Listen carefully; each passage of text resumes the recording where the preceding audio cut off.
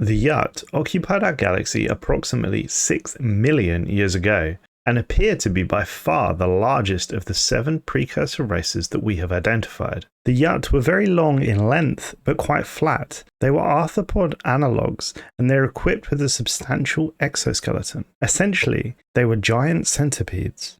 It seems an individual adult could reach a length of nearly 100 meters. Their starships were of a similar pattern to our own, i.e. they had destroyers, corvettes, cruisers, battleships, and according to ship logs, it was exceedingly rare for a Yuht crew to be any more than 2 or 3, presumably due to space constraints.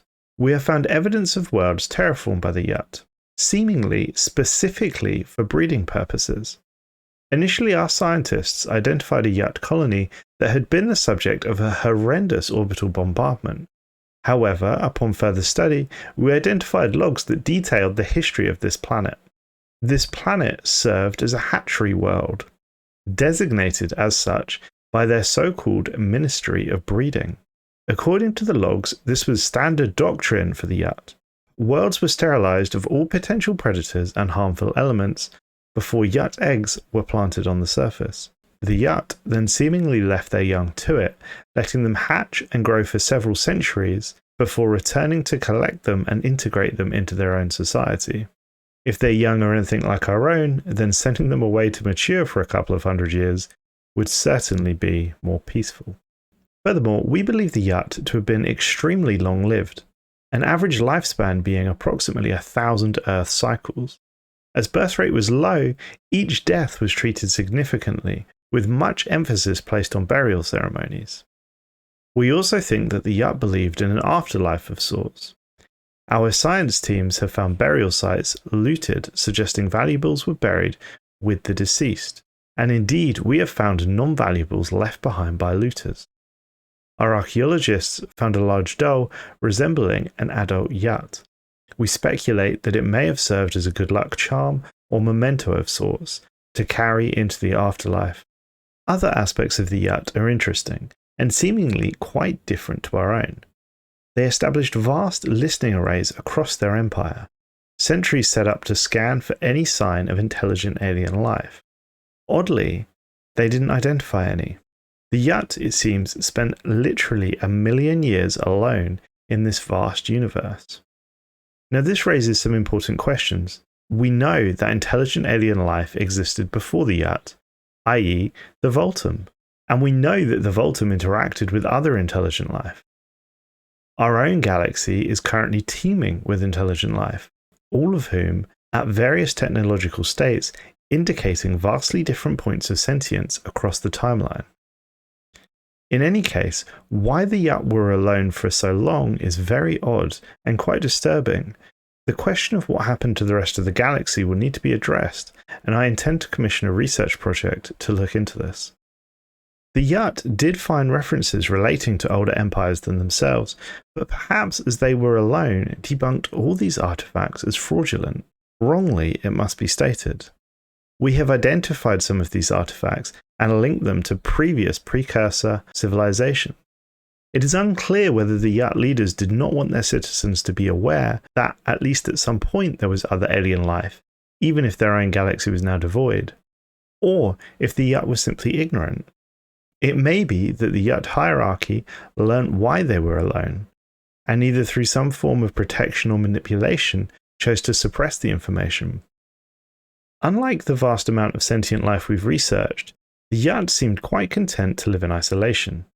We've identified a Yuht dwelling within an asteroid cluster that appears to have been the home of a Yuht celebrity, a famous philosopher hermit called Yaklir.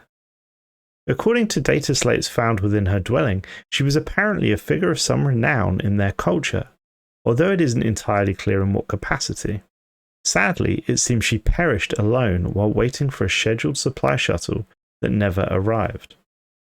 The downfall of the once mighty Yuht Empire began approximately 1 million years since their first foray into space. Another empire had been discovered. The Yuht named them the Jabba Adini, and reacted with both awe and horror upon the discovery of sentient alien life. From these interactions is where we discovered the majority of what we know about the Yuht Navy and their combat capabilities. In orbit around the Jaboradini homeworld, we found the remains of a Yuht cruiser. Even a ship of this size, it appears, was only crewed by 3. Fascinatingly, the ship contained no faster-than-light drive. It appears that the Yuht never breached the light barrier. The ship, however, was equipped with multiple cryobays, suggesting that instead of depending upon speed, the Yuht were content with their cryotechnology and their incredible natural lifespan to explore and populate the stars. As they had never fought an interstellar war before, apparently the notion of fast response was lost on them. I doubt an enemy would wait for you and your crew to thaw before blowing your ships apart. In any case, the meeting of alien life was to be the downfall of the Yuht Empire. They had spent over 1 million years searching for sentient alien life, and when they found it, they didn't like it. The Jaboradini was a young race that had only recently achieved interstellar travel, but they had a vastly different approach to technological advancement than the Yuht. The Yuht viewed this as a tremendous threat, and it came at quite a shock. The Yuht leadership reached a consensus. The Jaboradini had to be eradicated before they grew too powerful. A massive surprise attack was launched by the Yuht with the aim of annihilating the Jaboradini homeworld. The largest fleet in the million-year Yuht history was assembled and set course to lay waste to this new empire. Sadly for the Yuht, the Jaboradini had already acquired faster-than-light travel and were experimenting with technologies that the Yuht had never considered. The initial Yuht surprise attack was met with fierce resistance and eventually beaten back at a great cost to both sides. This was to be the nail in the coffin for the Yuht. Despite their 1 million year technological head start, they seemed to have very little tactical nous, and the Jaboradini, having recently fought unification wars within their own civilization, were much better suited to a prolonged war. Within a decade of warfare, the million-year-old Yuht Empire was utterly destroyed. Fortunately, the Yuht did not just leave us with the tale of hubris.